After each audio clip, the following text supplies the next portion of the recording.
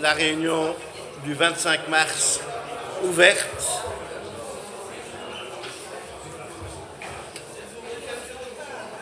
Avant de passer la parole au chef de groupe, je tiens à excuser Madame la gouverneure faisant fonction. Au niveau des groupes, M. Rassa, tout le monde est là. M. Van de Bury. Madame Saint-Guy absent.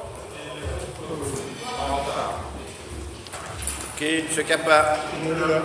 Merci. Madame Defrand devrait arriver. Elle arrive.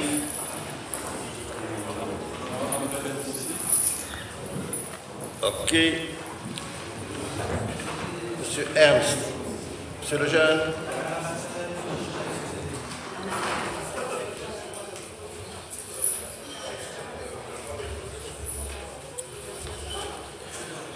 Vous trouverez sur vos bancs l'ordre du jour actualisé de la séance de ce jour. Concernant les rapports d'activité, je vous rappelle que les membres de l'Assemblée peuvent intervenir sur simple inscription auprès de moi uniquement ce lundi 25 mars. Tenant compte de ces éléments, le planning des travaux de cette semaine se présentera comme suit. Le lundi 25 mars, examen des dossiers traditionnels, l'ouverture et clôture de la discussion sur l'ensemble des rapports d'activité. Demain 26 mars, nous aurons la journée d'études du Conseil provincial et enfin jeudi 28 mars, les réponses du Collège provincial dans le cadre de l'examen des rapports d'activité. Enfin, je salue les étudiants du deuxième module des sciences administratives de l'École provinciale d'administration qui assistent à notre séance en compagnie de M. Étienne Guillot, chargé de cours orientation transversale province. Point 1 de l'ordre du jour actualisé. Lecture du résumé du procès-verbal de la réunion du 22 février 2024. Merci, Monsieur le Président, chers collègues. Donc, notre dernière réunion était présidée par Monsieur Jean-Claude Jadot, assisté de Madame Anne Tans de Bruges et de moi-même. La séance est ouverte à 16h35. 49 membres y assistent. Monsieur le directeur général provincial assiste à la séance. L'Assemblée entend une communication de Monsieur le Président. Moi-même, je donne lecture du résumé du procès-verbal de la réunion du 25 janvier 2024. Monsieur le Président prononce l'éloge funèbre de Monsieur Robert Denis, ancien conseiller provincial. L'Assemblée entend les réponses du Collège provincial aux questions d'actualité reprises sous les documents 23-24/A09A. A14, L'Assemblée adopte à l'unanimité les documents 23-24 150 à 160 et les documents 23-24 162 et 163. L'Assemblée adopte le document 23-24/161. Le procès-verbal de la réunion du 25 janvier est approuvé. La séance publique est levée à 17h50. Merci, Monsieur le Premier secrétaire. L'approbation du procès-verbal interviendra en fin de réunion. Point en urgence, le document 187 et 188, modification de la représentation provinciale au sein de plusieurs sociétés intercommunales et au sein de la zone de secours 6. Je vous informe que j'ai été saisi d'une demande en inscription d'urgence pour 2 documents. Conformément à l'article 72 de notre ROI, l'urgence de ces points a été soumise à l'examen du bureau ce lundi 25 mars et celui-ci demande à notre Assemblée de se positionner sur la notion d'urgence. Les documents ont été déposés sur le portail du Conseil. Ces 2 documents ont ensuite été soumis à l'examen du bureau et n'ont soulevé aucune question. C'est donc par consensus que votre bureau vous propose de les adopter si l'urgence est décrétée. Quelqu'un souhaite-t-il intervenir? Non, je clos la discussion. Nous passons au vote sur l'urgence pour ces 2 documents. Qui est pour? Unanimité. La notion d'urgence ayant été décrétée, nous passons au vote sur ces 2 documents. Pouvons-nous procéder à un vote globalisé? OK. Qui est pour? Unanimité. Le Conseil adopte les 2 résolutions. Point 2 de l'ordre du jour actualisé. Document 164. Reconstruction des communes sinistrées par les inondations des 14 et 15 juillet 2021. Octroi de subventions en matière de relations avec les territoires, les villes et les communes en faveur des communes de Thau et de Pépinster ainsi que des villes de Limbourg et de Verviers. Ce document a été soumis à l'examen de la première commission et a soulevé des questions. J'invite donc le rapporteur, M. Marc Meinery, à nous en faire connaître les conclusions. Il n'est pas là.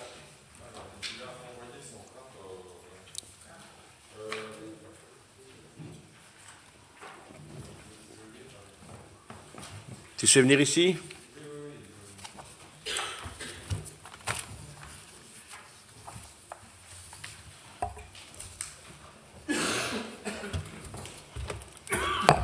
Il a tapé le rapport, donc je pourrais l'envoyer directement au service.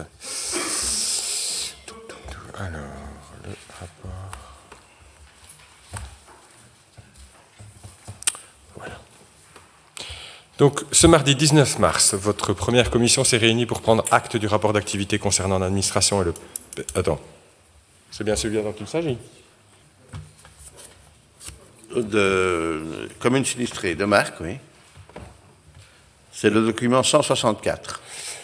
Donc c'est bien le rapport d'activité sur l'administration et le personnel? Non. Ah bah alors c'est pas celui-là que j'ai reçu comme rapport de commission de Marc Magnery. Je ne sais pas s'il vient. Si, mais il est en conseil de classe, donc il arrive dès qu'il a terminé. Je vous propose d'examiner ce point en fin de séance. Désolé, Président, j'en avais un, mais pas beaucoup. Alors, les points 3 à 6 de l'ordre du jour ont été regroupés à la demande des membres de la première commission, à savoir les documents 165 à 168, octroi de subventions en matière de culture, demande de soutien des ASBL Les Chirous, Caravansérail Festival, le hangar, ceinture alimentaire liégeoise. Le document 168 ayant soulevé les questions, j'invite le rapporteur, Mme Isabelle Grindoche, à nous en faire connaître les conclusions.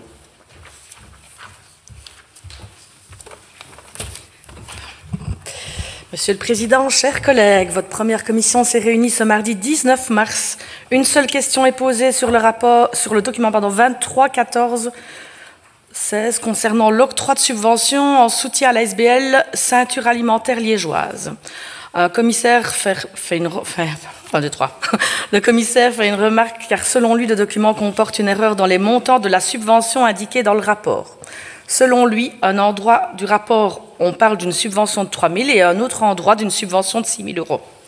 Il lui est répondu qu'il s'agit bien d'une subvention de 3 000 € répartie entre deux services, 1 500 pour le service culture et 1 500 € pour le service agricole. Les 6 000 € mentionnés dans le rapport correspondent, eux, à la subvention déjà octroyée à ce bénéficiaire l'an dernier. C'est donc avec 8 voix pour et 2 abstentions que votre première commission vous propose d'adopter ces points. Je vous remercie, Madame la conseillère provinciale.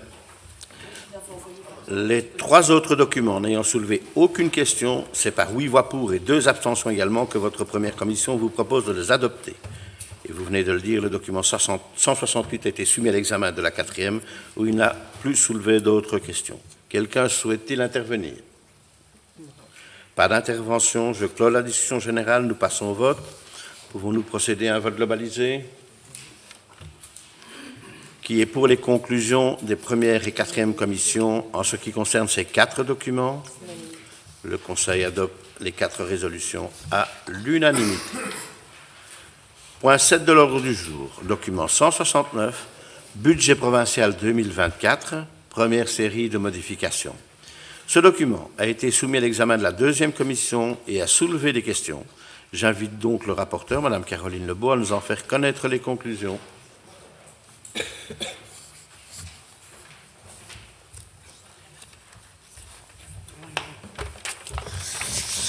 Bonjour à tous. Donc, votre 2e commission s'est réunie à examiner le budget 2024. Alors, la présentation du budget donne lieu à plusieurs questions. Un commissaire demande en quoi consiste la majoration de 400 000 € au niveau des précomptes immobiliers sur les propriétés provinciales. Il lui a été répondu que c'était pour prévoir le précompte immobilier du B3.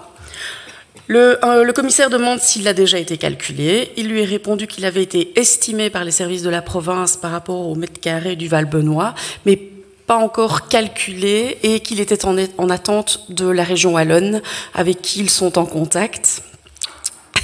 Mais avec qui ils ont aussi des difficultés au niveau du calcul des précomptes immobiliers, tant pour le Val-Benoît que pour celui du B3. Il nous est aussi précisé que normalement, on ne doit le payer que la première année, et puis on fait une demande d'exonération Et puis on fait une demande d'exonération, puisque ce sont des bâtiments publics dans la totalité. Chaque année, on doit les prévoir au compte pour le moment, car on n'a pas encore obtenu l'exonération. Les contacts avec la région wallonne sont vraiment compliqués. Un commissaire demande ce que c'est le remboursement des subventions dans les dépenses pour un montant de 1 708 057. Il lui est répondu qu'on doit rembourser 80% des subsides pour 2019 et 2020, qui est dû à une requalification par l'ONSS au niveau des emplois Maribel. C'est en lien avec une réduction des équivalents temps plein.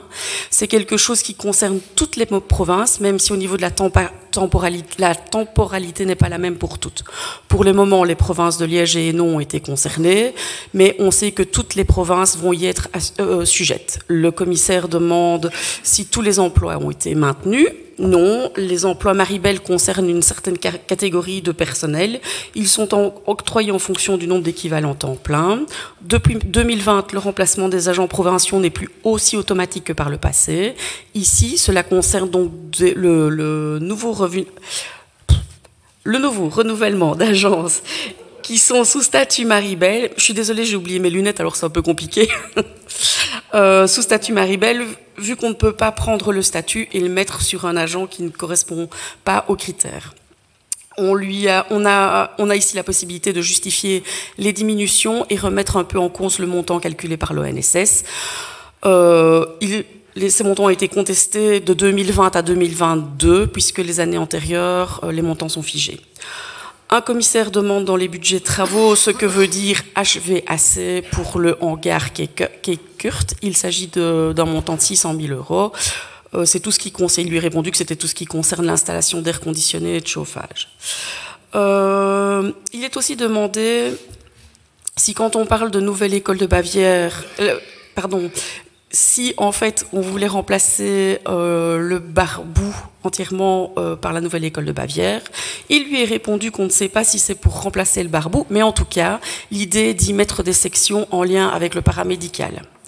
Un autre commissaire demande pourquoi l'assurance de travail a augmenté autant. Il lui est répondu que notre contrat arrivait à échéance en fin d'année dernière. C'est un marché complexe qui a mis plusieurs mois pour être préparé.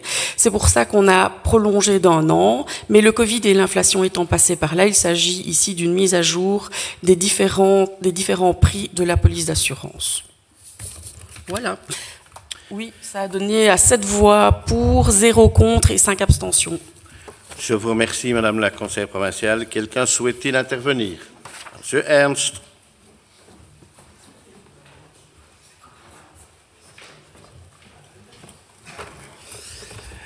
Merci, Monsieur le Président. Suite à la mise en commun des informations au sein de notre groupe, après les différentes commissions, je souhaite poser quelques questions. La création d'un nouveau bâtiment scolaire à Bavière apparaît dans la modification budgétaire proposée ce jour par le Collège. Ce nouveau bâtiment implique un investissement conséquent avec l'utilisation des réserves, 21 millions, et le transfert vers l'extraordinaire. Ma première question, en fonction de la déclaration de politique générale pour les années 2018-2024, pourquoi ce dossier arrive-t-il dans la précipitation en fin de mandature, engageant la future majorité? Deuxième question, pourquoi privilégiez-vous ce mécanisme où le Collège demande au Conseil provincial de subroger la province à Essiétain au fin de poursuivre l'attribution et l'exécution du dit marché?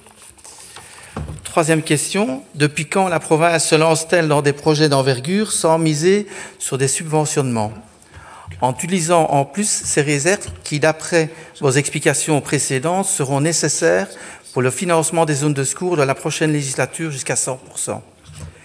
Quatrième question, pour compléter le questionnement lié aux zones de secours, pourriez-vous m'informer de la réponse donnée au conseil d'administration de l'IILE pour la gestion du dossier de la caserne de Rançonnay, sachant que le problème soulevé par les syndicats de pompiers et une partie des administrateurs au niveau de la vétusté et de la sécurité était assez problématique. Existe-t-il un projet à financer pour la rénovation, que je ne vois pas dans le budget, ou pour la délocalisation? Merci pour votre réponse.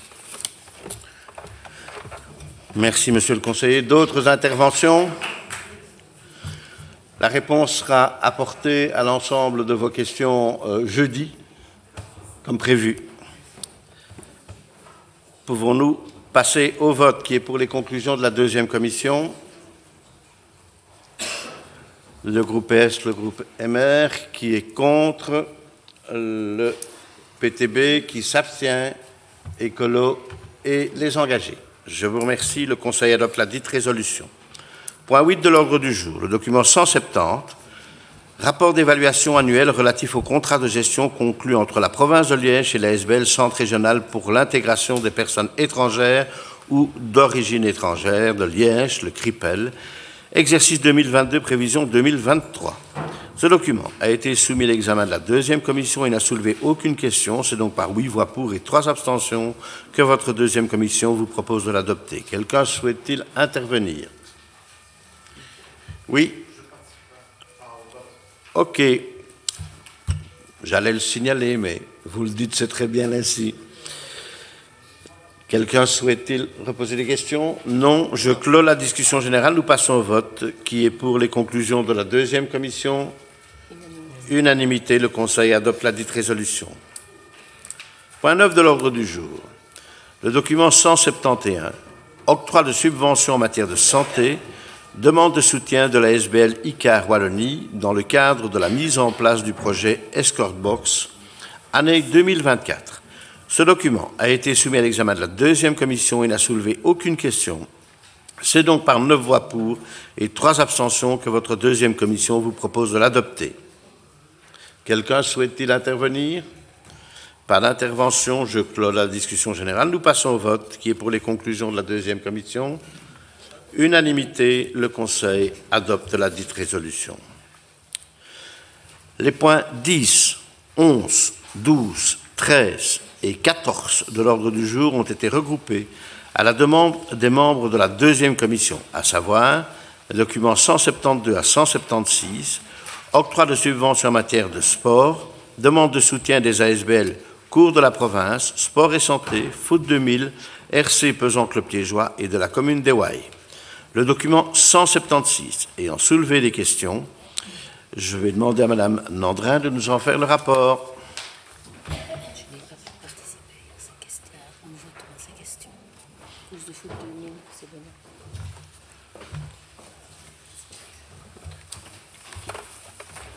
Bonjour à tous. Lors de la deuxième commission de ce jeudi 21 mars, le document 2324/176 relatif à une demande de soutien de la commune d'Ewaï pour les festivités organisées dans le cadre de la course Liège-Bastogne-Liège du 19 au 21 avril 2024 a été exposé. Une commissaire s'interroge sur l'utilisation du subside accordé. Il lui est expliqué que 2 chapiteaux sont mis à disposition de la commune. Cela permettra également à la province d'organiser différents événements de relations publiques. La province reçoit 200 places pour le jour de la course. Cette année, la province profitera de l'occasion pour faire la promotion du Tour de France féminin. Par ailleurs, le mercredi suivant la course Liège-Bastogne-Liège, lors d'une journée sport pour tous avec différentes écoles, un mini Tour de France sera organisé pour les enfants avec différentes épreuves sur le même site et en profitant des mêmes chapiteaux. Un autre commissaire se demande si lors de l'inauguration de la maison du cyclisme à Ewaï, la province sera de la partie. La députée répond qu'en effet, la province sera partie prenante et annonce la présence du pesant et de ASO. Alors, le point a été voté à 8 voix pour, 0 contre et 3 abstentions. Je vous remercie, Madame la conseillère. Les 4 autres documents n'ayant soulevé aucune question, c'est par 8 voix pour et 3 abstentions que votre deuxième commission vous propose de les adopter. Quelqu'un souhaite-t-il intervenir? Non. Pas de demande d'intervention. Je clôt la discussion générale. Avant de passer au vote, je vous informe que, comme en commission, Madame Anne-Tans de Bruges ne participe pas au vote sur ces documents. Pouvons-nous procéder à un vote globalisé? OK. Qui est pour les conclusions de la deuxième commission en ce qui concerne ces 5 documents? Unanimité, le Conseil adopte les 5 résolutions. Point 15 de l'ordre du jour. Le document 177, abrogation du règlement relatif à l'attribution des prix sportifs provinciaux et approbation d'un nouveau règlement relatif à l'attribution des trophées du sport de la province de Liège. Ce document a été soumis à l'examen de la deuxième commission et n'a soulevé aucune question. C'est donc par 9 voix pour et 3 abstentions que votre deuxième commission vous propose de l'adopter. Quelqu'un souhaite-t-il intervenir? Pas d'intervention, je clôt la discussion générale. Nous passons au vote. Qui est pour les conclusions de la deuxième commission? Unanimité, le Conseil adopte la dite résolution. Point 16 de l'ordre du jour. Le document 178. Amendement du règlement d'occupation pour les infrastructures sportives du service des sports 6 rue Lambert-Marlet à Blény. Ce document a été soumis à l'examen de la deuxième commission et n'a soulevé aucune question. C'est donc par 9 voix pour et 3 abstentions que votre deuxième commission vous propose de l'adopter. Quelqu'un souhaite-t-il intervenir? Pas d'intervention. Je clôt la discussion générale. Nous passons au vote. Qui est pour les conclusions de la deuxième commission? Unanimité. Le Conseil adopte la dite résolution. Point 17 de l'ordre du jour. Document 179. Marché public de fourniture, mode de passation et conditions du marché relatif à l'acquisition d'ordinateurs portables du type Winbook destinés aux élèves de l'enseignement de la province de Liège. Ce document a été soumis à l'examen de la troisième commission et n'a soulevé aucune question. C'est donc à l'unanimité que votre troisième commission vous propose de l'adopter. Quelqu'un souhaite-t-il intervenir? Non. Pas d'intervention. Je clôt la discussion générale. Nous passons au vote. Qui est pour les conclusions de la troisième commission? Le groupe à unanimité, le Conseil adopte la dite résolution. Point 18 de l'ordre du jour. Le document 180. Prise de connaissance trimestrielle des travaux relevant du budget extraordinaire adjugé à un montant inférieur à 144 000 € hors TVA. Ce document a été soumis à l'examen de la quatrième commission et n'a soulevé aucune question. Votre quatrième commission vous invite dès lors à en prendre connaissance. Quelqu'un souhaite-t-il intervenir? Pas d'intervention, je clôt la discussion générale. Il s'agit ici d'une prise de connaissance. Le Conseil prend connaissance de la dite résolution. Point 19 de l'ordre du jour. Document 186. Accord de principe sur le mécanisme de subrogation de la province dans les droits et obligations nés dans le chef d'Essétia intercommunal dans le cadre de la convention VEFA et du marché public de conception, de réalisation et de vente site de Bavière. Ce document a été soumis à l'examen de la quatrième commission et n'a soulevé aucune question. C'est donc par 7 voix pour et 3 abstentions que votre quatrième commission vous propose de l'adopter. Quelqu'un souhaite-t-il intervenir? Pas de demande d'intervention. Je clôt la discussion générale. Nous passons au vote. Qui est pour les conclusions de la quatrième commission? Le groupe Écolo PS MR qui s'abstient, le groupe des engagés et le PTB. Le Conseil adopte la dite résolution. Les points 20 et 21 de l'ordre du jour ont été regroupés à la demande des membres de la cinquième commission, à savoir les documents 181 et 182, Assemblée générale extraordinaire d'Enodia et de Reza, fixée au 27 mars 2024. Le document 182 ayant soulevé les questions, j'invite le rapporteur, Mme Vinciane Soer, à nous en faire connaître les conclusions.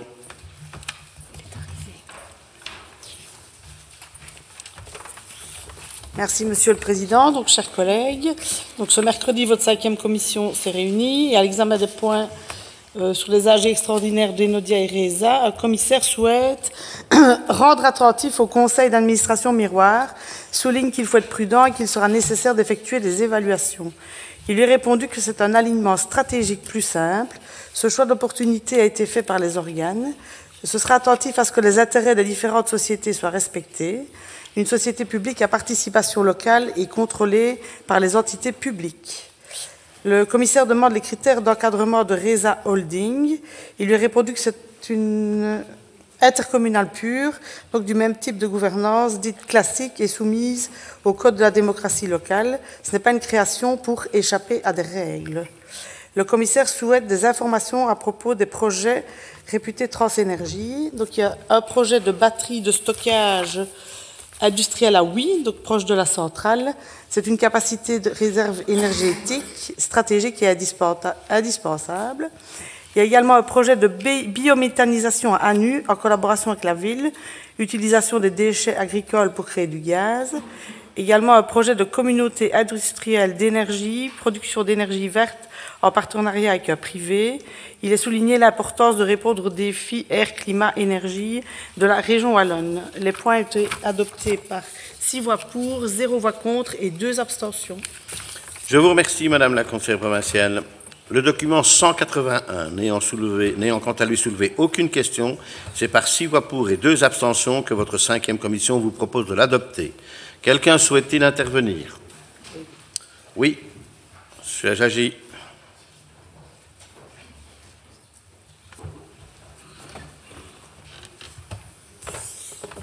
Merci, Monsieur le Président. Bonjour à toutes et à tous. Je dois reconnaître que cela a suscité un débat en interne dans notre groupe, puisque nous partageons l'idée d'une réflexion sur l'autonomisation complète de RESA. Maintenant, celle-ci peut prendre différentes formes, et donc effectivement, l'option qui a été retenue est une scission pure et simple. Aujourd'hui, par rapport à RESA, comme vous le savez, il y a des besoins très importants en investissement, notamment pour la modernisation du réseau. Ça sera effectivement un défi majeur.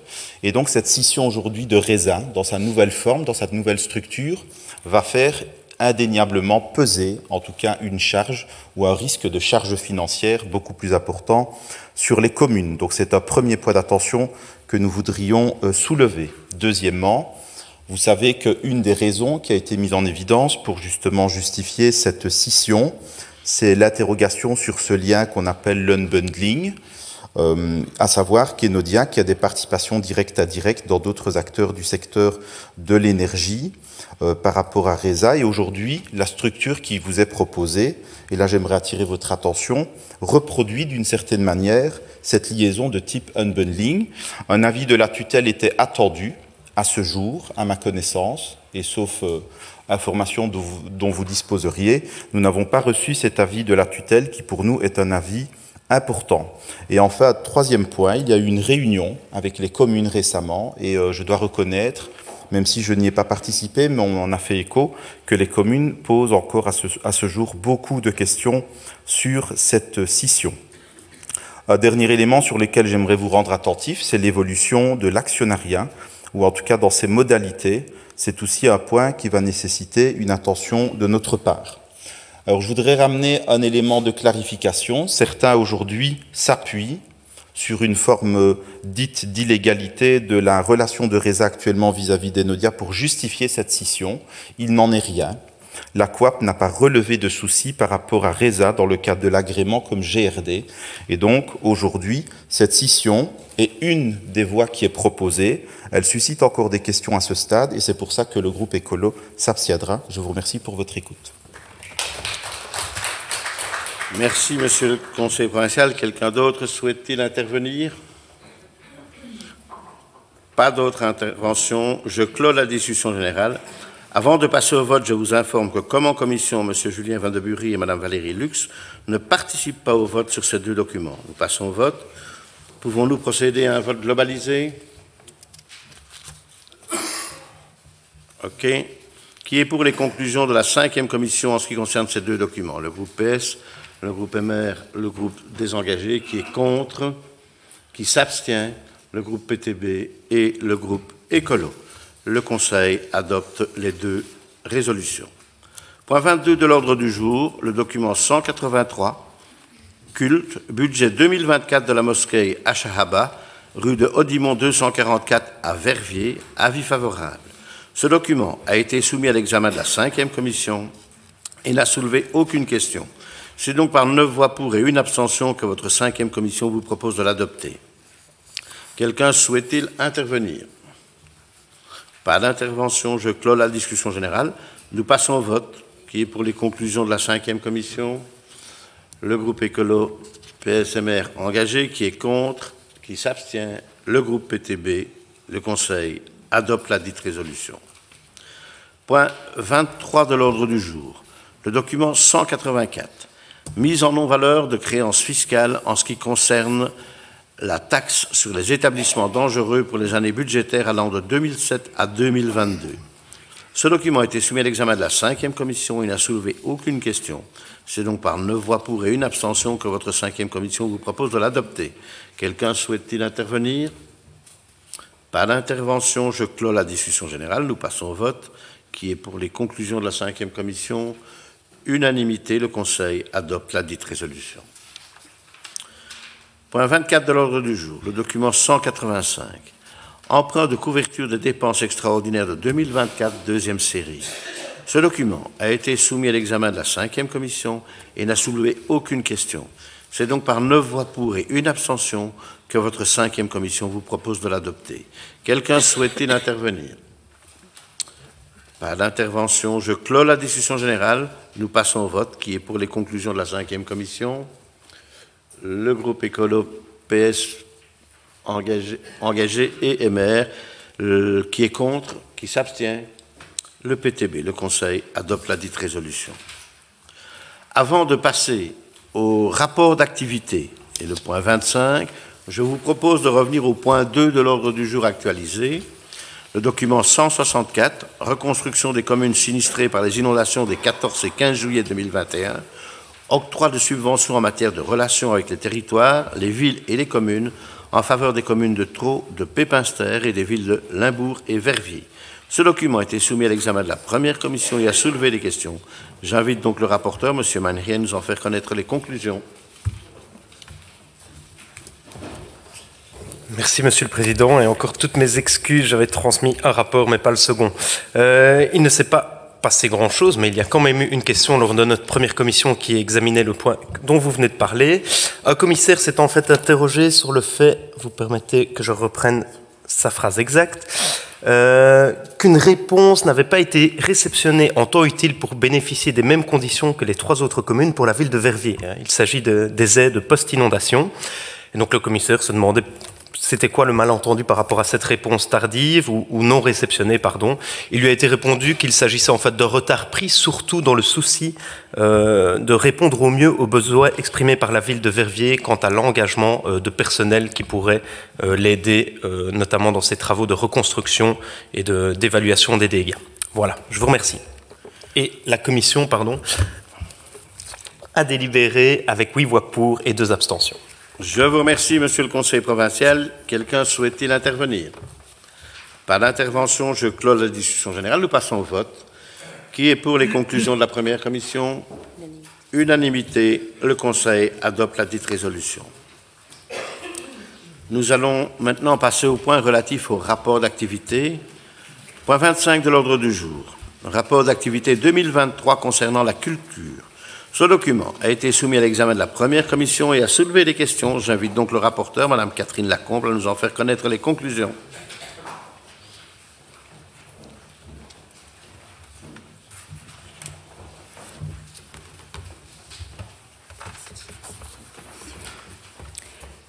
La 1re commission s'est réunie ce mardi 19 mars et a notamment pris connaissance du rapport d'activité 2023 consacré à la culture. Après une présentation synthétique du rapport par l'administration, les commissaires soulignent la réussite du B3, qui rencontre les besoins de publics diversifiés et constitue un outil de qualité au service de la population. Un commissaire demande à quoi est due la diminution du nombre de prêts de livres en 2023. Il lui est répondu que les Chirous ont été fermés pendant 6 mois en raison du déménagement. Un commissaire s'interroge sur le mode de comptabilisation des entrées au B3. Il explique qu'il s'y est rendu à plusieurs reprises et qu'il n'a rien remarqué. Des portiques permettent de compter les visiteurs et ils assurent également la sécurité du lieu. Je vous remercie. Je vous remercie, Madame la conseillère provinciale. J'ouvre la discussion générale et je prends note des intervenants. Oui. Rafik, y a-t-il quelqu'un d'autre? Madame Lacombe. Personne d'autre? Oui, oui. Non, pas Madame Lacombe. Chaque chose en son temps. Merci, Monsieur le Président. Monsieur le directeur général, mesdames et messieurs les députés, mesdames et messieurs les conseillers, ce sont donc les derniers rapports d'activité de la législature et j'ai pris un peu le temps de comparer les rapports soumis aujourd'hui à ceux de l'année 2019. Pour le département culture, premier fait marquant, tout un secteur a disparu, celui de la jeunesse, historiquement adossé à celui de la culture. Plus d'espace Bellevaux, plus de prêts de matériel, plus de soutien aux maisons de jeunes, plus de modules vacances actives. Autre fait marquant, le secteur théâtre a morflé. Il n'y a plus que 2 agents probation qui portent ce secteur. Les soutiens habituels au théâtre jeune public et au théâtre wallon, au théâtre à l'école, sont maintenus malgré des négociations difficiles avec la Fédération Wallonie-Bruxelles pour les rencontres annuelles à oui. Par contre, les ateliers d'art dramatique ont été entièrement transférés à l'enseignement de promotion sociale avec moins de moyens humains. Et surtout, l'opération Odyssée Théâtre a disparu au profit d'un appel à projet doté de 70 000 €. Si ce montant peut sembler important et proche du montant consacré auparavant à l'opération Odyssée Théâtre, il ne comble pas l'implication en personnel, en aide en nature, en aide à la promotion qui prévalait avant. Et puis cet appel à projet ne remplit pas non plus les mêmes missions de démocratisation des sorties théâtrales avec le système de passe à 10 € pour 4, 5, voire même 6 spectacles certaines années. Enfin, je voudrais féliciter le département de la lecture publique dont les chiffres décollent avec l'ouverture réussie du B3, avec quelques 10 000 nouvelles inscriptions et des prêts qui retrouvent les chiffres pré-Covid. La bibliothèque, oui, je suis un peu ringard, j'appelle ça la bibliothèque et pas centre de ressources. La bibliothèque du B3 est sur le chemin du succès. Mais qui dit succès dit aussi nouveaux défis et j'espère que l'appel au renforcement des services en personnel et en véhicules adaptés sera entendu pour répondre notamment à la forte augmentation des demandes de prêts interbibliothèques via le réseau Mabibli. Je vous remercie d'avance pour vos réponses. Merci, monsieur le conseiller. Plus personne ne souhaite intervenir. Je clôt la discussion générale. Monsieur Luc Gillard, député provincial président, répondra à cette intervention ce jeudi. Point 26 de l'ordre du jour. Rapport d'activité 2023 concernant les fonds européens. Ce document a été soumis à l'examen de la première commission et n'a soulevé aucune question. Votre première commission vous invite dès lors à en prendre connaissance. J'ouvre la discussion générale et je prends note des intervenants. Pas d'intervention. Si personne ne souhaite intervenir, je clôt la discussion générale. Le Conseil prend connaissance du rapport d'activité 2023 concernant les fonds européens. Point 27 de l'ordre du jour. Rapport d'activité 2023 concernant les relations avec les territoires, les villes et les communes. Ce document a été soumis à l'examen de la première commission et n'a soulevé aucune question. Votre première commission vous invite dès lors à en prendre connaissance. J'ouvre la discussion générale et je prends note des intervenants. Pas d'intervention. Si personne ne souhaite intervenir, je clôt la discussion générale. Le Conseil prend connaissance du rapport d'activité 2023 concernant les relations avec les territoires, les villes et les communes. Point 28 de l'ordre du jour. Rapport d'activité 2023 concernant les relations internationales et institutionnelles. Ce document a été soumis à l'examen de la première commission et n'a soulevé aucune question. Votre première commission vous invite dès lors à en prendre connaissance. J'ouvre la discussion générale et je prends note des intervenants. Pas d'intervenants. Je clôt la discussion générale. Le Conseil prend connaissance du rapport d'activité 2023 concernant les relations internationales et institutionnelles. Point 29 de l'ordre du jour. Rapport d'activité 2023 concernant l'administration. Ce document a été soumis à l'examen des premières, deuxième et cinquième commissions. La partie de ce rapport d'activité relative au personnel a été examinée en première commission où elle a soulevé des questions. J'invite donc le rapporteur, M. Mannery, à nous en faire connaître les conclusions. Merci, Monsieur le Président, chers collègues. Donc, ce mardi 19 mars, votre première commission s'est réunie pour prendre connaissance du rapport d'activité concernant l'administration dans sa partie concernant le personnel plus précisément. Ce rapport a été présenté par Madame Tchaka, première attachée en charge du service de la gestion des ressources humaines.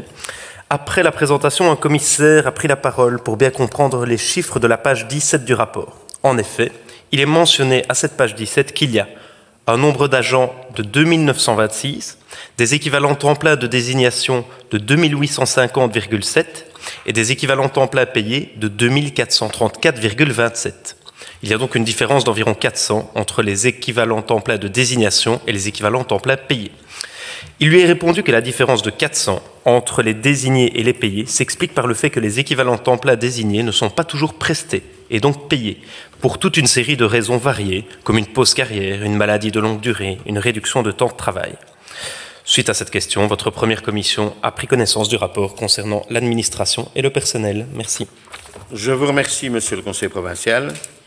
La partie de ce rapport d'activité relative au budget a été examinée en deuxième commission où elle n'a soulevé aucune question. Votre deuxième commission vous invite dès lors à en prendre connaissance.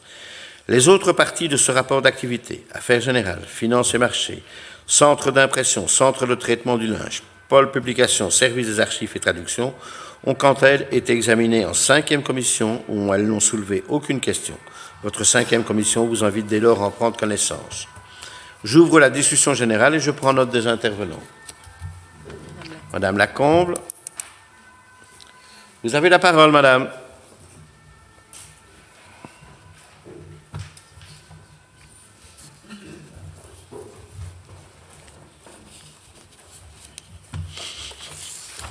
Merci, Monsieur le Président. Le personnel provincial est-il une variable d'ajustement de la situation budgétaire de l'institution? Au gré des chiffres compilés d'année en année dans les rapports d'activité, la problématique est limpide et préoccupante. En voici quelques exemples. En 2019, la province occupait 3 296 agents. Ils ne sont plus que 2 926 en 2023. L'emploi statutaire a très peu évolué au cours de la même période, passant de 60,30 à 61%, ce qui atteste de la précarité professionnelle dans laquelle évolue un grand nombre de travailleurs de la province. En 2019, 131 nouveaux agents avaient été accueillis lors de leur entrée en fonction. En 2023, ils étaient 31. Moins de travailleurs, c'est bien évidemment une charge plus lourde et des conditions de travail dégradées. Cela signifie également une érosion des services rendus aux citoyens. L'essence même des services publics, le patrimoine de ceux qui n'en ont pas, est mis en cause. Le retour de l'austérité budgétaire européenne, momentanément remisée au placard à la suite de la pandémie de Covid, puis de la crise en Ukraine, fera l'objet de déclinaisons touchant l'ensemble des niveaux institutionnels de notre pays. Or, on le sait, le secteur public et ses travailleurs sont toujours les premières cibles des mesures austéritaires. Les travailleurs de la province rendent de nombreux services de grande importance et qualité aux citoyens. Il est inconcevable de faire d'eux une variable d'ajustement budgétaire. Nous anticipons la réponse du Collège et le financement imposé des zones de secours. Nous sommes à la fin de la législature et à la veille d'élections régionales et fédérales. La province va-t-elle exiger de ses niveaux de pouvoir le financement nécessaire à la gestion de cet autre service public? Je vous remercie pour vos réponses. Merci, Madame la conseillère. D'autres interventions? Pas d'autres interventions. Si plus personne ne souhaite intervenir, je clôt la discussion générale. Le Collège provincial répondra à cette question ce jeudi. Point 30 de l'ordre du jour. Rapport d'activité 2023 concernant la communication. Ce document a été soumis à l'examen de la deuxième commission et n'a soulevé aucune question. Votre deuxième commission vous invite dès lors à en prendre connaissance. J'ouvre la discussion générale et je prends note des intervenants. Pas d'intervention. Si personne ne souhaite intervenir, je clôt la discussion générale. Le Conseil prend connaissance du rapport d'activité 2023 concernant la communication. Point 31 de l'ordre du jour. Rapport d'activité 2023 concernant la santé et les affaires sociales. Ce document a été soumis à l'examen de la deuxième commission et a soulevé des questions. J'invite donc le rapporteur, M. Daniel Muller, à nous en faire connaître les conclusions.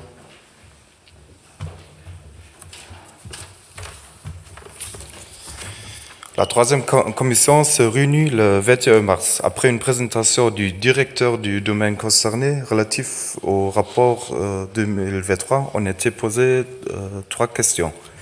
Une conseillère aimerait savoir combien il y a de places pour des sans-abri et combien de places il y a pour les sans-abri pendant la nuit. Le directeur explique qu'il y a principalement 25 lits plus 30 places dans le supplétif. La députée précise que n'a pas la province qui gère les places, il y a juste une convention pour une mise en disposition pour les locaux. La deuxième question était par rapport du service d'IVICO. Un conseiller demande de quelle manière le service d'IVICO, dispositif interdisciplinaire pour lutter contre les violences dans les couples, collaborer avec les services CPVS, Centre de prise en charge des violences sexuelles, et quelles sont leurs spécificités. Le directeur explique que le DIVICO a l'objet d'une consultation très transversale. Il y a une collaboration avec tous les acteurs sur le terrain. La députée ajoute que DIVICO facilite le parcours des victimes pendant la procédure. Le CPVS prend en charge les victimes. Troisième question, une conseillère a demandé si le siège du service provincial avait été modifié extérieurement afin de le rendre plus accueillant. Le directeur répond que l'image du bâtiment est la même, celle de la caserne militaire. Le fait qu'il n'y a pas de soldats armés à l'entrée permet de réduire les tensions. Merci. Je vous remercie, Monsieur le conseiller provincial. J'ouvre la discussion générale et je prends note des intervenants. Sandrina, Madame Chen, d'autres interventions? Je t'en prie.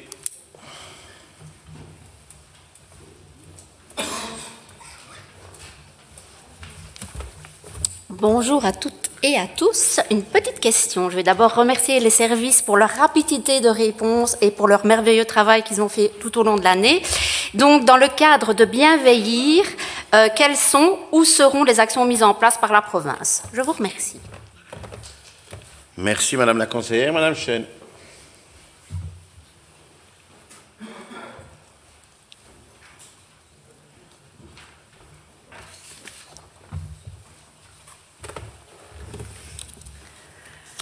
Intégrer des facteurs environnementaux dans l'observation de la santé. En 2023, outre la diffusion du tableau de bord de la santé en province de Liège, l'Observatoire de la santé a affiné les données au niveau communal et a travaillé à la construction d'un profil local de santé pour chacune des 84 communes de la province. C'est potentiellement autant d'outils pour les décideurs communaux et associations de terrain pour la mise en place de politiques et actions de santé basées sur les données objectives. En 2023, la Wallonie et singulièrement la province de Liège ont connu des cas de pollution de PFAS dans l'eau, avec notamment les communes impactées de Nandrin, Modave et Talot. On annonce également une future pollution accrue au PFAS dans l'air, cette fois-ci avec la construction de 2 centrales au gaz dans la vallée de la Haute-Meuse. Les facteurs de santé étudiés par l'Observatoire aujourd'hui se limitent aux facteurs sociaux, à l'excès de poids, la sédentarité et l'activité physique, à l'alimentation, à la consommation de tabac et d'alcool. Ne serait-il pas temps d'intégrer des facteurs environnementaux comme les perturbateurs endocriniens et la pollution de l'air dans cette collecte utile de données? Merci d'avance de votre réponse. Merci, Madame la conseillère. Plus d'interventions concernant ce rapport. Madame Cathy Firquet, députée provinciale vice-présidente, répondra à ces interventions ce jeudi. Point 32 de l'ordre du jour, rapport d'activité 2023 concernant les sports. Ce document a été soumis à l'examen de la deuxième commission et n'a soulevé aucune question. Votre deuxième commission vous invite dès lors à en prendre connaissance. J'ouvre la discussion générale et je prends note des intervenants. Pas d'intervenants. Si personne ne souhaite intervenir, je clôt la discussion générale. Le Conseil prend connaissance du rapport d'activité 2023 concernant les sports. Point 33 de l'ordre du jour. rapport d'activité 2023 concernant l'enseignement et la formation. Ce document a été soumis à l'examen de la 3e commission et a soulevé des questions. J'invite donc le rapporteur, Mme Isabelle Grindoche, à nous en faire connaître les conclusions.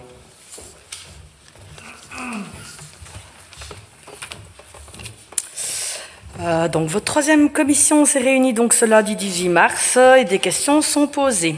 La première question concerne la page 30 du rapport. Un commissaire s'étonne qu'il y soit mentionné qu'il s'agisse de l'apparition de l'épicerie solidaire.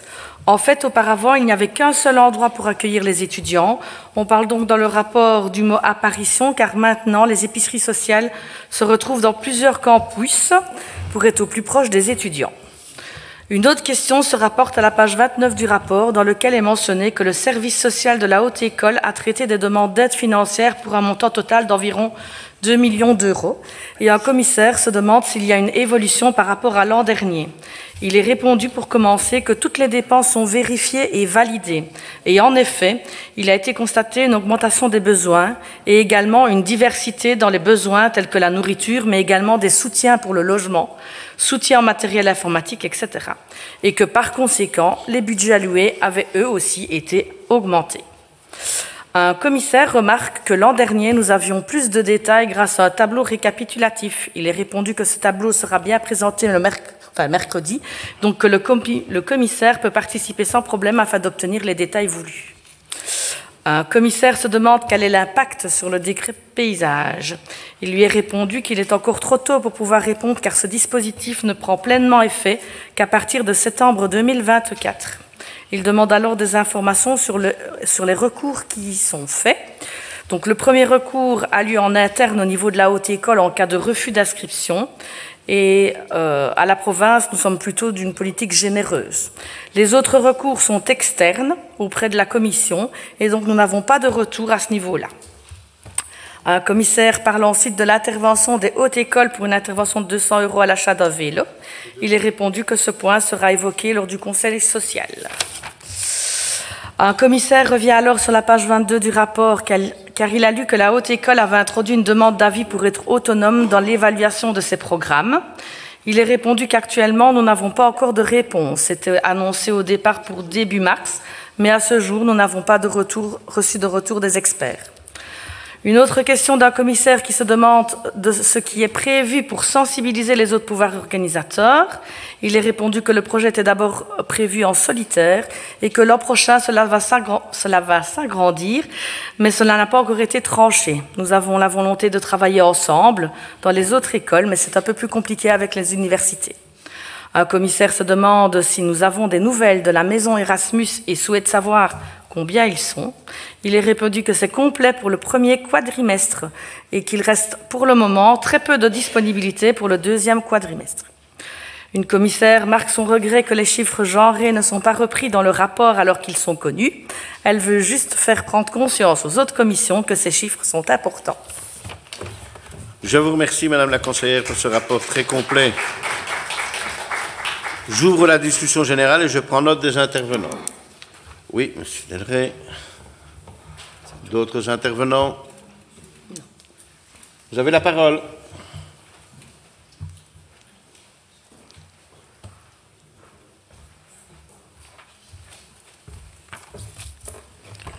Merci, Monsieur le Président, Monsieur le Directeur Général, Mesdames et Messieurs les députés, Mesdames et Messieurs les conseillers. Cette intervention porte sur le décret paysage à la Haute École. Le rapport d'activité 2003 relatif à l'enseignement et la formation est une source utile en informations diverses sur les derniers aménagements et développements enregistrés dans l'enseignement provincial et le rapport fournit notamment en page 20 du document des chiffres concernant le nombre et la répartition des inscriptions à la Haute École de la province de Liège, secteur par secteur. Le groupe PTB aurait aimé pouvoir disposer de données statistiques plus précises encore afin notamment de pouvoir analyser les effets induits par le décret paysage dans sa version revue et corrigée. Nous savons que la question a été abordée au sein de la 3e commission, cela vient d'être signalé, et qu'il est trop tôt pour connaître le nombre ou le pourcentage d'étudiants susceptibles de tomber sous le coup de la disposition obligeant à la réussite des 60 premiers crédits en l'espace de 2 ans au maximum. Nous apprécions par ailleurs l'esprit de souplesse dans l'application de cette mesure adoptée par la province qui ne souhaite pas et nous nous en réjouissons, exclure d'emblée tous les étudiants qui se trouveront en situation de non-finançabilité. Il y a cependant d'autres aspects du décret paysage qui, dans sa nouvelle mouture, peuvent poser problème et qui ont motivé la décision de la Fédération des étudiants francophones à se mobiliser sur la question, avec notamment une pétition qui a rassemblé plus de 50 000 signatures et 2 manifestations contre le texte organisées depuis le début de l'année 2024. Ainsi, le décret prévoit à présent que les étudiants ayant réussi entre 30 et 44 crédits lors de leur première année d'études soient ensuite obligés à se consacrer en priorité à l'obtention des crédits manquants sans garantie de pouvoir alors compléter leur programme annuel avec des cours de deuxième année. La FEF déplore cette restriction qui peut entraîner la constitution pour les personnes concernées d'un programme annuel minimaliste, ne comprenant parfois qu'un seul cours par quadrimestre, ce qui est source de démotivation et s'avère peu rentable pour ceux qui doivent accepter un job d'étudiant pour financer leurs études. Serait-il possible de connaître le nombre d'étudiants dans ce cas de figure, la HEPL? D'autre part, le décret prévoit également que les étudiants ayant réussi moins de 30 crédits en première année doivent obligatoirement compléter leur programme annuel avec des activités d'aide à la réussite. Pourrions-nous disposer de données précises quant au nombre ou au pourcentage d'étudiants relevant de cette catégorie à la HEPL? Serait-il possible d'obtenir également des informations concrètes, même non exhaustives, sur le type et la forme des activités de remédiation proposées aux étudiants réussissant moins de 30 crédits en première année? Ces données, en effet, seraient nécessaires pour évaluer la pertinence des revendications des représentants de la FEF qui demandent l'abrogation du décret, étant donné sa tendance à creuser les inégalités plutôt que de les combattre. Nous vous remercions dès lors par avance pour vos réponses. Je vous remercie, Monsieur le conseiller. D'autres interventions? Non. Madame, si plus personne ne souhaite intervenir, je clôt la discussion générale. Madame Muriel Brodurulin, députée provinciale, répondra à cette intervention ce jeudi. Point 34 de l'ordre du jour, rapport d'activité 2023 concernant la transition numérique. Ce document a été soumis à l'examen de la 3e commission et a soulevé des questions. J'invite donc le rapporteur, M. Agip El Hajaji, à nous en faire connaître les conclusions. Pardon? Ah, allez-y seulement. Merci, Monsieur le Président. Votre 3e commission s'est penchée sur le rapport d'activité 2023 du département de la transition numérique lors de sa réunion du lundi 18 mars dernier. Après une présentation chiffrée et détaillée du rapport d'activité, réalisé PowerPoint à l'appui par la directrice du département et où un accent particulier a été placé sur les réalisations et projets mis en œuvre dans le cadre de l'ouverture du B3, un conseiller souhaite connaître l'état d'avancement du déploiement de la fibre optique dans les différents bâtiments et établissements relevant de l'institution provinciale. Il lui a répondu que les capacités de la bande passante ont été augmentées partout et que la fibre est aujourd'hui majoritaire dans nos bâtiments, conformément à un plan de la province visant à en généraliser l'usage de manière progressive. Des informations plus précises à ce sujet pourront être fournies prochainement aux membres de la commission.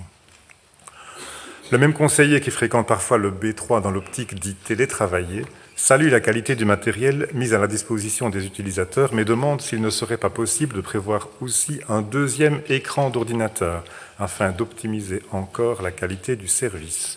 Il lui est répondu que sa demande sera relayée. La pépinière d'entreprise est précisément en train d'affiner ses dispositifs organisationnels et il lui sera peut-être possible de prendre en compte cette suggestion. Le conseiller conclut son intervention en faisant remarquer que le B3, à certains égards, peut être considéré comme victime déjà de son succès, étant donné l'affluence extrême enregistrée notamment en période de blocus pour les étudiants. Il demande s'il serait possible d'améliorer la gestion de ces périodes d'afflux, par exemple en ouvrant aux étudiants des classes ou locaux supplémentaires. Enfin, un autre conseiller réitère une demande formulée l'année dernière où il avait exprimé son souhait que les travaux de la 3e commission soient mis à profit pour un partage d'informations sur différents logiciels mis au point par les services informatiques de la province. À titre d'exemple, il mentionne le logiciel de répartition entre les communes de sel routier en période d'intempéries hivernales. Il lui est répondu que ce logiciel en particulier n'est pas le plus récent ni le plus spectaculaire, mais qu'il donne entière satisfaction, y compris en cas de conditions hivernales sévères. Plus généralement, il saura donner satisfaction à sa requête. Merci pour votre attention. Je vous remercie, Monsieur le conseiller. J'ouvre la discussion générale et je prends note des intervenants. Si personne ne souhaite intervenir, je clôt la discussion générale. Le Conseil prend connaissance du rapport d'activité 2023 concernant la transition numérique. Point 35 de l'ordre du jour. Rapport d'activité 2023 concernant les infrastructures et le développement durable. Ce document a été soumis à l'examen de la 4e commission et a soulevé des questions. J'invite donc le rapporteur, Mme Isabelle Humblet, à nous en faire connaître les conclusions.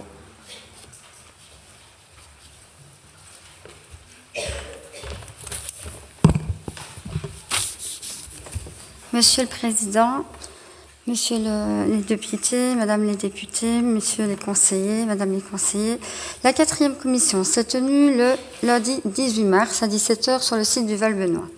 Le rapport d'activité 2023 concernant les infrastructures et le développement durable a été présenté. Un commissaire a posé une question concernant les missions des commissaires voyés.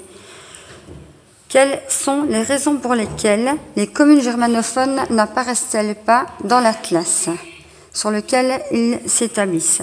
L'Atlas a été établi en 1830, avant l'annexion de ces communes à la Belgique, et elles apparaissent sur l'Atlas prussien, qui ne nous est pas disponible. Lors du plan triennal de 2013, cela a posé des problèmes lors du calcul du métrage des voiries communales, ce qui a conduit à une plainte. Or, il n'y a pas eu d'arrêté d'application. Une autre question a été posée. Une commissaire s'interroge sur l'origine des patrimoines immobiliers de la province à Ixelles et en Normandie. Ce sont des legs faits à la province. Il s'agit de la succession Petit de 1973. La province se retrouve parmi les nombreux héritiers. Elle se compose de 2 caves en copropriété et en indivision, une indivision à Ixelles, ainsi que des terres agricoles en Normandie. Les biens ont été mis en vente. Les avocats de la province suivent le dossier. Un autre commissaire propose d'établir la mise en place de ruches à côté de la Drève au château de Jehet. Il lui a répondu qu'il y avait déjà 5 à 6 ruches en place. Merci pour votre bonne attention. Je vous remercie, Madame la conseillère provinciale. J'ouvre la discussion générale et je prends note des intervenants. J'agis. Vous avez la parole.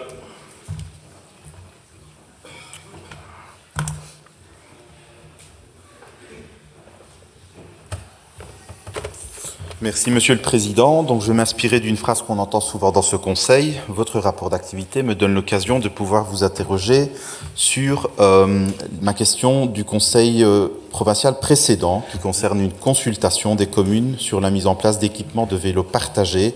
Monsieur Ajagi, je pense que votre question a été jugée irrecevable pour ce Conseil, oui. Et il en est expliqué les raisons au niveau du bureau qui a eu lieu avant le Conseil. Donc si vous avez une intervention concernant le rapport d'activité, pas de souci, mais par rapport à la question du mois de février, je pense que ce n'est pas d'actualité. Monsieur le Président, ma question porte bien sur le développement durable, qui est un des thèmes du rapport, et donc je souhaite poser ma question à l'occasion de l'examen de ce rapport. Allez-y, mais je pense que c'est ridicule parce que la réponse vous a été fournie de manière très précise. Donc, alors, la réponse m'a été fournie et j'ai reçu la version papier de votre réponse, je vous en remercie. Je voulais précisément savoir si la province acceptait de consulter les communes de notre territoire provincial, notamment via les agents POLEC, les échevins de la mobilité et de l'environnement, ceux du tourisme, afin de connaître leur intérêt pour la mise en place d'équipements collectifs avec des vélos partagés dans l'espace public, et si oui, et ça c'est nouveau, dans quel délai? Comment voyez-vous la mise en place et le déploiement de ce projet durable et sur base de quels critères allez-vous définir les zones prioritaires dans nos communes concrètement sur le terrain? Je vous remercie.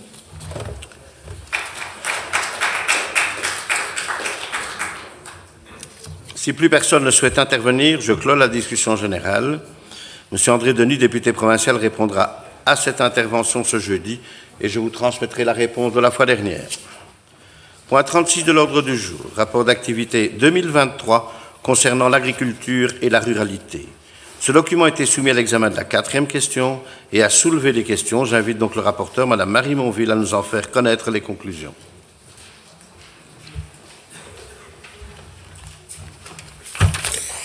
Merci, Monsieur le Président, chers collègues. Et donc, votre 4e commission s'est réunie ce 18 mars et a examiné le document 23-24, rapport d'activité 11. Le commissaire demande comment s'établit la prise de contact et le lien entre les producteurs et la cellule d'accompagnement. Il lui a répondu que le bouche à oreille fait son effet et que le service s'inscrit également dans une continuité au niveau de son accompagnement. Une série de producteurs viennent par la promotion commerciale, car l'accès à la grande distribution s'accompagne de normes. La cellule des producteurs locaux et l'AFSCA oriente volontiers les producteurs vers nos services d'accompagnement dont la qualité est reconnue. Le commissaire s'interroge sur les actions envisagées en soutien aux apiculteurs dans le cadre de la lutte contre le frelon asiatique. Il lui est répondu que le Centre régional de recherche agronomique centralise la cartographie des nids. Des outils expérimentaux de protection contre les attaques sont en cours de test. Dès qu'ils seront suffisamment représentatifs, les résultats seront communiqués. Le commissaire remarque que l'encadrement de l'élevage semble davantage ancré en région germanophone et s'en étonne. Il lui est répondu qu'il y a une raison factuelle et historique. De longue date, la province apporte son soutien à l'association des agriculteurs germanophones, notamment pour leur permettre de participer à des formations en Allemagne. Un vétérinaire provincial est en outre germanophone, ce qui contribue sans doute au dynamisme local. Un commissaire évoque le développement de la filière ovine, ou du moins le projet de développement à l'échelle de la région wallonne, et s'interroge sur l'attention portée par la province à ce secteur. Il lui a répondu que le seul abattoir ovin en province de Liège est situé à Aubel et que des contacts sont établis. La filière n'est pas encore fort développée, sans doute en lien avec le niveau de rentabilité et la volonté première, d'une impulsion doit émaner de la région wallonne. Un commissaire s'interroge sur les subventions de fonctionnement de 1 275 € accordées à divers producteurs établis en association de fait. Il lui est répondu qu'il doit s'agir de CETA. Un commissaire s'interroge sur la reconduction du subventionnement à la valorisation du maraîchage de proximité. Il lui est répondu que l'aide est renouvelée en 2024 et inscrite au budget. Enfin, une dernière interrogation sur la localisation des formations de viticulture. Il est répondu qu'elles se donnent à Crisnay, à Flémal et à Larrey. Merci. Je vous remercie, Madame la conseillère provinciale. J'ouvre la discussion générale et je prends note des intervenants. Oui. OK. Monsieur Chalon, Monsieur Dubois, vous avez la parole.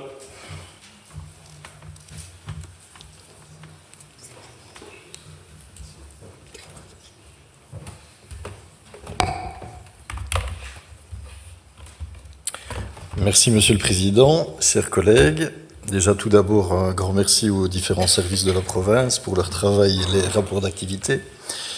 Donc, 83 exploitations maraîchères conseillées, 19 jardins potagers aidés, une dizaine de poulaillers mobiles, suivis comme une quarantaine d'apiculteurs germanophones, 155 déclarations de superficie dans le cadre de la PAC, 37 dossiers pour l'obtention des primes d'aide à l'installation et aux investissements, 56 exploitations bénéficiaires d'un encadrement comptable et administratif, 31 agriculteurs qui ont reçu des conseils d'irrigation, 59 producteurs qui ont été accompagnés pour obtenir une certification et enfin 55 producteurs bio qui ont été accompagnés. Ces chiffres issus du rapport d'activité témoignent, mais personne n'en doutait ici, de la pertinence d'un service provincial agricole. Par contre, d'autres chiffres issus de publications récentes sur l'état des exploitations agricoles wallonnes témoignent de l'ampleur de la crise que subit ce monde agricole. La province de Liège a perdu quelques 4 760 exploitations entre 1990 et 2022, soit une perte de moins 61%, pour ne plus couvrir que 3 040 exploitations aujourd'hui, soit 24% du total wallon. Les chiffres cités plus haut et extraits du rapport d'activité sont donc à relativiser. Les ordres de grandeur ne sont pas tout à fait les mêmes. Finalement, ce ne sont que 15 à 17% de ces exploitations qui ont fait appel aux services provinciaux. Autre chiffre alarmant, la moitié des agriculteurs de 50 ans et plus déclarent ne plus avoir de successeur. C'est plus que dans les autres provinces wallonnes. C'est à mettre en opposition avec les 37 petits dossiers pour les primes d'aide à l'installation. Enfin, une attention particulière doit être apportée au secteur bovin laitier. Si la province de Liège concentre en 2022 38% du cheptel wallon, elle a perdu 40% de ce cheptel depuis 1990. C'est dire l'importance d'accompagner toutes ces exploitations. Pourtant, mis à part un sympathique concours provincial liégeois du beurre de ferme au lait cru, aucune action spécifique n'est menée envers les exploitations bovines laitières. En résumé, nous pensons qu'il faudra à l'avenir intensifier les aides apportées sur le terrain pour couvrir un maximum d'exploitations et combler le manque d'aide apportée au secteur bovin. Merci pour votre attention et merci pour vos réponses. Merci, monsieur le conseiller. Monsieur Tchadon.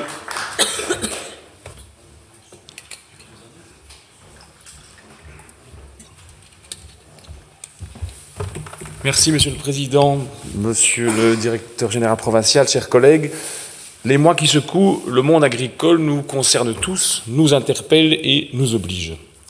Ces éleveurs et agriculteurs sont nombreux à dessiner les contrées de nos régions rurales aux quatre coins de notre belle province par leur travail qui nous rend fiers.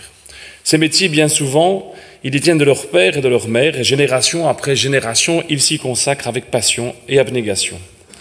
Si les actions menées par les agriculteurs témoignent des difficultés qui font leur quotidien, nous savons que les jeunes restent encore nombreux à se lancer et à s'inscrire dans les filières agronomiques de notre enseignement provincial.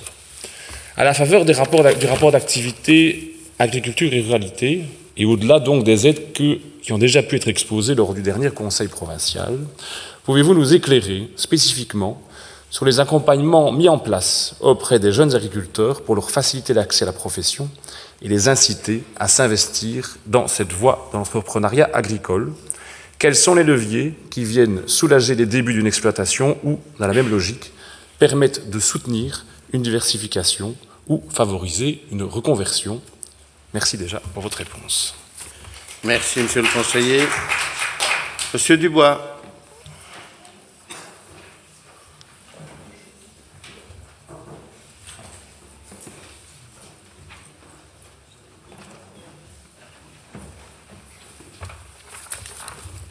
Merci, Monsieur le Président.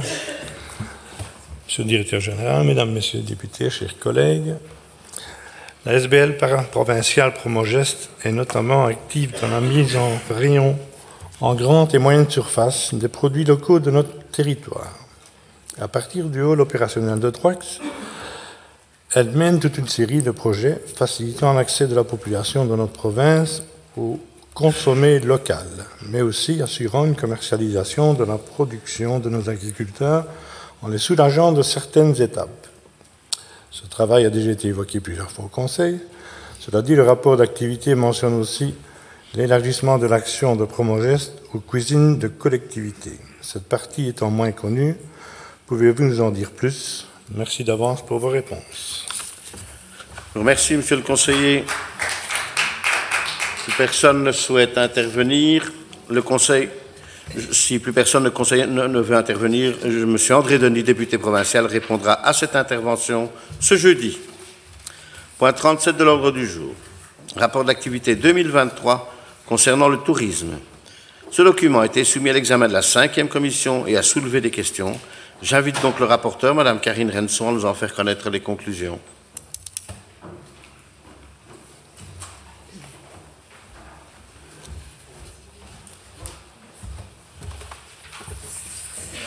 Merci, Monsieur le Président, chers collègues. La 5e commission s'est réunie en date du 20 mars dernier et a pris connaissance du rapport d'activité concernant le tourisme pour la période allant du 1er janvier au 31 décembre 2023. Ce rapport regroupe les différentes ASBL provinciales, à savoir la Fédération du tourisme de la province de Liège, l'Association de gestion des domaines touristiques du Vallon de la Lambrée, la Commission de gestion du parc naturel des Hautes-Fagnes-Eiffel, Blénimine, l'Association pour la gestion du château de Jehay et enfin le domaine provincial de Wégimont. Après présentation des différentes ASBL, un commissaire s'interroge d'une part sur l'activité de la navette fluviale et d'autre part sur la bonne gouvernance au sein de ces ASBL. Concernant la navette fluviale, il se demande pourquoi il a été mis fin à la concession de cette navette alors que l'on nous dit qu'elle est très active. Il lui a été répondu que la concession portait sur 3 années, à savoir de 2021 à 2023, et que le cahier des charges prévoyait qu'au terme des 3 ans, la concession se terminait si les conditions du marché n'étaient plus identiques. Or, dans la mesure où l'exploitant n'était plus en capacité de mettre en service 2 bateaux, mais bien un seul, il a été décidé de ne pas reconduire la concession en l'état. Néanmoins, fin 2023, un nouveau marché a été relancé via la ville de Liège, marché qui sera renouvelable une fois. Seul un candidat s'est manifesté et a remis offre. Il s'agit du même candidat que précédemment, à savoir Nautique Loisirs. Le bureau exécutif de la Fédération du tourisme de la province de Liège s'est déjà prononcé positivement sur cette offre. Il reste à la ville de Liège à en faire de même.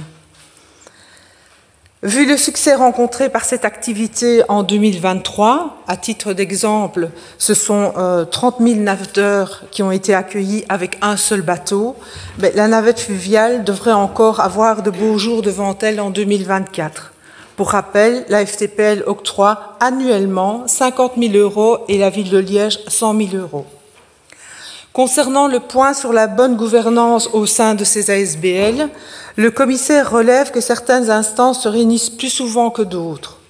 Il lui a été répondu que chaque ASBL a ses propres statuts et que c'est aux instances à savoir quand elles doivent se réunir. Par ailleurs, il est important de noter que certaines ASBL ont mis en place un bureau exécutif en plus de l'organe d'administration, ce qui implique davantage de réunions dans sa globalité. Il est rappelé également que dans chaque structure provinciale siègent des représentants provinciaux, mais aussi des membres d'autres structures, que les réunions se déroulent en général en soirée, parfois dans des endroits éloignés, à l'instar de la commission de gestion du parc naturel Haute-Fagne-Eiffel, et que mobiliser les acteurs et combiner les agendas de tout le monde n'est pas toujours chose simple à faire. Néanmoins, il est signalé que le nombre de réunions n'est pas directement lié à la bonne ou mauvaise gouvernance. Ce sont surtout les ordres du jour, parfois très chargés, qui permettent de voir si les rôles des différents organes de ces structures sont réellement assurés. Dans le cas des ASBL évoqués dans le rapport d'activité tourisme de la province de Liège, il est à considérer que la gouvernance est bonne et n'appelle à aucun commentaire particulier. Il n'y a pas de vote sur ce rapport, c'est une prise de connaissance, Monsieur le Président. Je vous remercie, Madame la conseillère provinciale. J'ouvre la discussion générale. Y a-t-il des intervenants? Si personne ne souhaite intervenir, je clôt la discussion générale. Le Conseil prend connaissance du rapport d'activité 2023 concernant le tourisme. Point 38 de l'ordre du jour. Rapport d'activité 2023 concernant les sanctions administratives communales. Ce document a été soumis à l'examen de la 5e commission et n'a soulevé aucune question. Votre 5e commission vous invite dès lors à en prendre connaissance. J'ouvre la discussion générale et je prends note des intervenants. Pas d'intervention. Si personne ne souhaite intervenir, je clôt la discussion générale. Le Conseil prend connaissance du rapport d'activité 2023 concernant les sanctions administratives communales. Point 39 de l'ordre du jour. Approbation du procès-verbal de la séance du 22 février 2024. Aucune réclamation n'ayant été déposée en ce qui concerne la rédaction du procès-verbal de notre dernière réunion, je le déclare approuvé et déclare close la séance publique de ce jour. La prochaine séance ordinaire du Conseil provincial aura lieu ce jeudi 28 mars à 16h30. Je vous remercie. Bonne fin d'après-midi.